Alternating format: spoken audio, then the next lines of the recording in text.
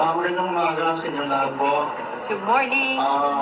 Bigyan po natin ng daan yung pagbibigay ng maikling statement galing po sa ating mga panelists. Umpisa po tayo sa ating pinakakaliwa, Madam. Tayo po tayong bigay ng 3 minutes na brief po sa inyong pag-uusapan. Pasa niyo na. Thank you po. Ako po si Enriqueta Patayong. Sa urban core sector ako naka-line. I was one, dati po akong organizer, founder organizer ako ng isang malaking urban core organization, yung AMBA Housing. Maraming injustice na nangyari sa mga binuo namin. Kasi dahil dyan sa mga diktador, dahil dyan sa mga palakasan at hindi tamang pangangalakan. Ang urban core sector po ay nandito na lahat ang pinaka-apektado sa lahat ng mga injustice. Poverty, crimes, drugs, nandiyan po lahat. Kaya bilang isang urban core, dito na nararamdaman namin, hindi kami nakakapigil ng tamang proseso na ginagawa ng pamahalaan ngayon. Kamukha yung nagsabi siya na yung mga housing. Kasi ako po, organizer po ako, nakapagbuo po ako ng pabahay, 1,440 families, 30 buildings, 1,440 units. Yan po ay inagaw po sa akin. Ang namamahala ngayon ay isang organizer ng Gabriela.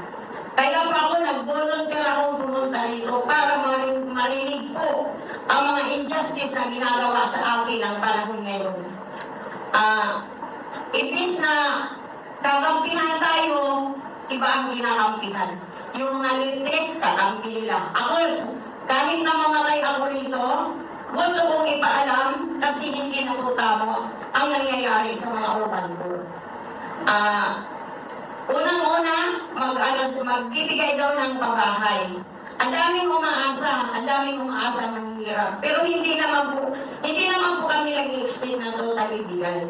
Pero dapat yung naaayon sa mahihirap, hindi yung may babahay nga, pero babayaran mo. Maghuhulog ka ng 4,000 naman. Paano naman po yung mga halos pagkain nga lang ang kinikita, lalo na ngayon sa mahal ng bilihin. Kasi bigla naman tumaas. Ang bigas, wala ka nang mabili na 40 pesos. Pag mga lahat mabilihin tumaas. Paano naman yung mga kasamahan namin na mga nakapira sa mga shanties, mga nakapira sa mga danger zone, umaasa sila ng magandang titirahan na magkakaroon ng magandang pamamalakan. Wala. Kaya ako, nag-a-appeal po ako na sana maiba na. Sana ito na yung pagkakataon na maiba naman na yung naaayon naman sa akin, sa tama. Hindi yung puro injustice na lang ang nararanasan ng mga urban core. Kamukha yung pag nagbigaya ng mga ayuda, ang nabibigyan lang ng ayuda, yung mga nasa mga kamag-anak ng mga pinamamahala nila. Yun lang ang nabibigyan. Pero yung totoong mga mahihirap na nangangailangan, hindi yun nakakapiling. Kung sino yung mga nakaupo, yun ang nakakapiling ng mga ayuda na pinabibigay ng gobyerno ito. Kaya ako, nagpunta ako dito, nag-volunteer ako para maiba naman. Tama na. Dapat tulungan na. Yung tama naman na talagang pipingin sa mga urban core. Ang inaano ko lang, ipinananalangin ko talaga na si Madam, maiba naman ang pamahalaan ngayon. Maiba na ang presidente. Kaya, yun ang ipinananalangin namin mga urban core para naman makatikim kami ng sarap, ng ginhawa at ng justice. Maraming salamat.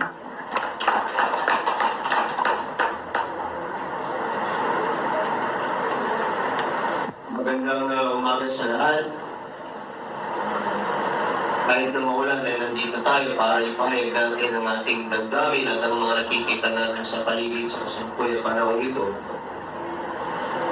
Ako po si Reverend Jerry Yanes ng Angeles, Pampanga, isa sa mga tahimik na syudad dito sa bahaging ito ng Luzon. Ako po ay retired minister sa loob ng 33 years. I am a professor of History and English, especially World Studies and Asian Study. Ako rin po kasalukuyan ang advisor o isa sa mga advisor ng moral and spiritual change and progress dito sa Pampanga. Nang matanggap ko ang imbitasyon ito, ako po ay hindi umaasa na makatanggap ng imbitasyon muli upang makapagpahayag ng ating mga nakikita at nararamdaman. Ako po ay nagrepresentante, tinanggap ko ito upang i-representante yung mga church leaders natin na ang kanilang great concern is to continue uphold the rule of law, proteksyonan ang moral at ang espiritu, hindi lamang ang moral at ang espiritu na kalagayan ng ating mga mamamayan mula sa loob ng iglesia, ng church, hanggang sa labas. Na manatili ang kapayapaan, ang kaayusan, at mailigtas natin ang ating mga kabataan sa kasalukuyang nangyayari ngayon dahil bumalik sa lansangan ang droga. Sa nakaraang administrasyon, nagkaroon ng ilang taong pananahimik at nakita natin na tayo ay maaaring lumabas sa bahay kahit madilim. Kahit na ang ating mga kabataan ay uuwi galing paaralan o sila'y mamasyal sa gabi, ay hindi sila natatakot o mga magulang. Ngayon po, natatakot na naman ang ating mga kabataan. Where is the church? Napansin ko po, at maaaring napapansin na rin natin, nasaan ang iglesia o ang church? Dati, ako po ay mayroong malaking respeto sa ating Roman Catholic Church hanggang ngayon. And we need to respect each other's faith and doctrines. Ano man ang ating paniniwala. Kailangan yan. Dahil ang Diyos ay nakatingin sa puso at hindi sa ating mga itinuturo sa ating relasyon sa Kanya ang pinapahalagaan niya. Ngayon po, noong nakaraang Marcos Regime, pinangunahan tayo ng Roman Catholic Church. They were the leading force to lead the people para magkaroon ng people's power. And we are so grateful dahil sumunod ng maraming tao. At napabagsak natin ang rehiming ito. Nakita ng maraming taong pang-aabuso at kahirapan ng mga maraming Pilipino. Ako po ay nasa kolehiyo ng panahon ngayon. Ako sumusunod sa mga nangyayari dahil ako rin po ay napabilang sa mga aktivista nung ako ay nasa kolehiyo kahit sa maiksing panahon. Ngayon po, sa kasalukuyan, malinaw pa sa sikat ng araw ang nangyayari sa ating bansa. Tingnan niyo, nagkalat ang mga American bases sa ating paligid. Kami po sa Angeles City. Kami malapit sa Clark Air Base. Nasa norte kami. Malapit din po kami sa Subic. At kung magkaroon ng digmaan at hindi ito mapigilan dahil meron tayong mga nakatalagang mga American bases dito sa Pilipinas, sa ating lugar, at meron pang mga missile system, at kung magkaroon matrigger ng digmaan, ang unang-unang tatamaan ay ang mga base militar at ang mga paliparan natin. Nandiyan pa rin ang gutom. Maraming walang trabaho sa nakaraang mga sunod-sunod na bagyo. Ang ating mga kababayan ay nananatili sa baha. Nananatili sila sa mga tolda. Walang bahay, nagigitira. Meron ba tayong nakita?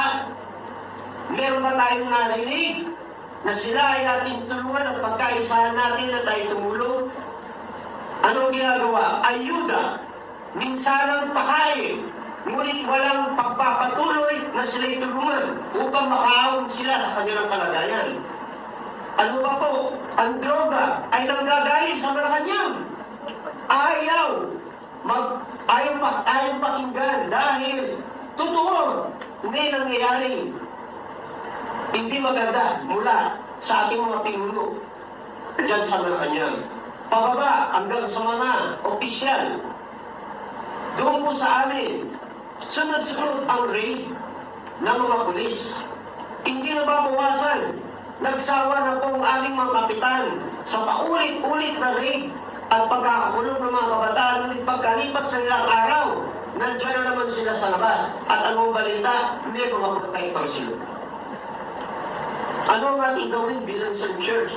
Tayo bilang isang church, kami, patuloy kami na nalangin, patuloy namin tinuturuan ng aming mga tuba na sila ay maging mabuting mamamayan, proteksyonan nila ang kanilang karapatan, gawin nila ang magagawa nila na palakihin ang kanilang mga anak at turuan ang bawat isa na matakot sa Diyos. Ngunit hindi sapat ito kung paglabas nila sa church ay nandiyan sa paligid ang mga taong handang manira at pumasok sa kanilang mga tahanan at agawin ang ating mga kabataan at turuan sila na gumawa ng masama. Ang nangyari po sa nakaraang mga araw sa paglusog sa isang church, hindi man natin tinatanggap kung marahil tayo napapangiti sa kanilang pastor dahil sa kanilang mga sinasabi o sa kanilang paniniwala sa nakaraang mga araw. Ngunit hindi natin makakaila, ito ay isang sagradong lugar. Isang lugar na kung saan nananatili ang pagtuturo ng moralidad at spiritual na magkaroon ng taong relasyon sa Diyos at sa kapwa. Ngunit ano ang ginawa nila? Nasaksiyan natin yan. Yan ay hindi imposibleng mangyari din sa susunod na mga araw sa mga iba pang mga church dahil ang state ay maaaring pumasok sa church pero ang church ay hindi maaaring makialam sa state, sa political. Hindi ba? Kaya tahimik ang marami mga religious leaders. Bakit? Nandoon ang takot na baka ma-involve ang church sa politika. Ngunit tingnan ninyo ang Biblia mula Old Testament and the New Testament. Hindi ba they condemn also the leaders in the political arena? Nagkaroon ng mga crusade. Even in the time of Jesus Christ. Before Jesus Christ was baptized, nandiyan si John the Baptist, he condemned them. Yung mga sundalo, yung mga pinuno katulad ni Herod. And then Jesus Christ came. He was baptized and he began his ministry. He condemned them to. Maging ang mga religious leaders na nakikisang-ayon sa gawang masama, kinondem niya sila. Ano sabi niya sa kanila? Para kayong mga nichong pinturado sa labas. Ngunit sa loob ay puno ng bulok na buto. Ano sabi niya? Ibigay ninyo kay Caesar ang kay Caesar. At sa Diyos ay para sa Diyos. Hindi lang mga tax ang sinasabi niya doon. Serbisyo, paglilingkod, pagsunod sa batas. At ang dapat tingnan ng bawat isa sa atin, ang church at ang state, bagamat ito ay magkahiwalay, ngunit tingnan natin, unti-unting pinapakialaman, pinapasok na rin ng mga politiko. At ang mga church leaders ay involved na rin sa politika. Pero tahimik sila. Bakit? Ang isang bangal ko, hindi nalalaman ang kanyang ginagawa. Panay president siya, walang nalalaman kahapon. Kaya ang nagpapasakbo ngayon ay yung asawa at si Speaker Morris.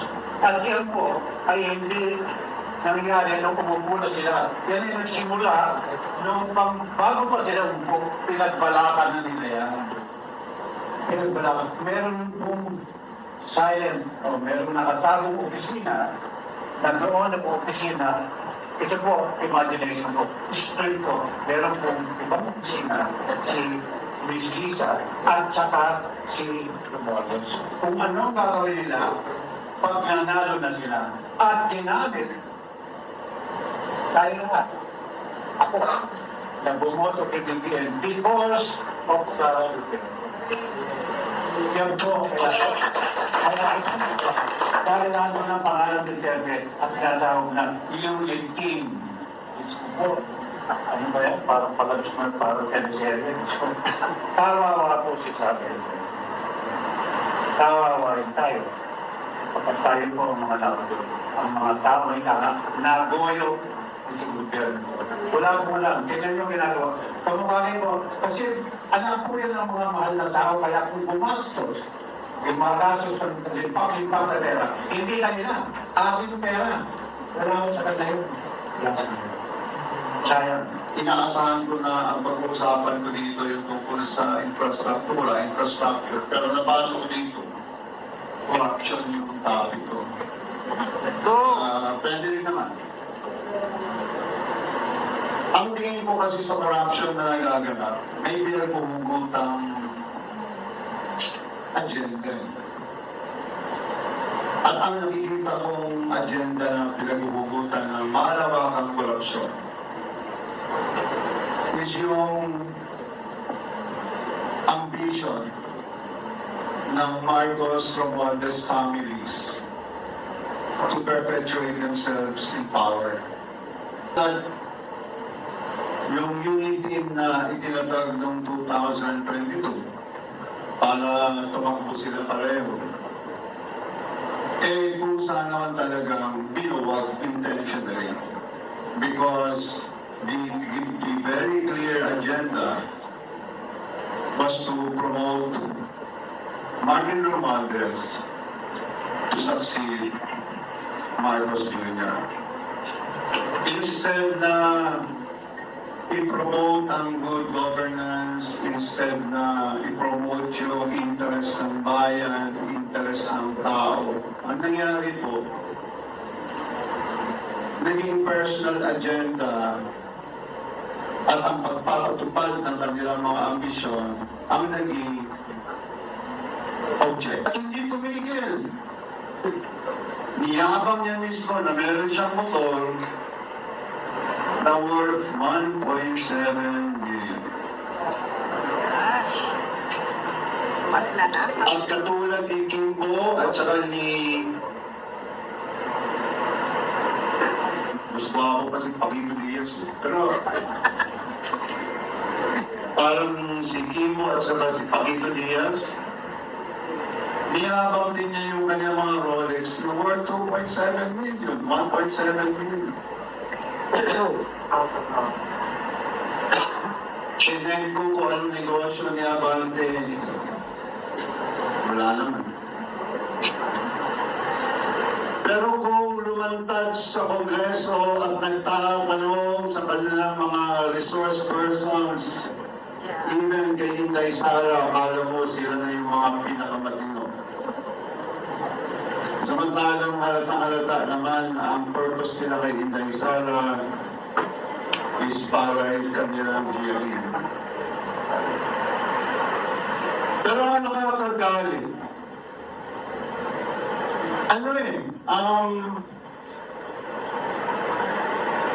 there is impunity. Wala nang law and order. Wala na silang pakialam, walang decency. Wala. Just the other day or yesterday,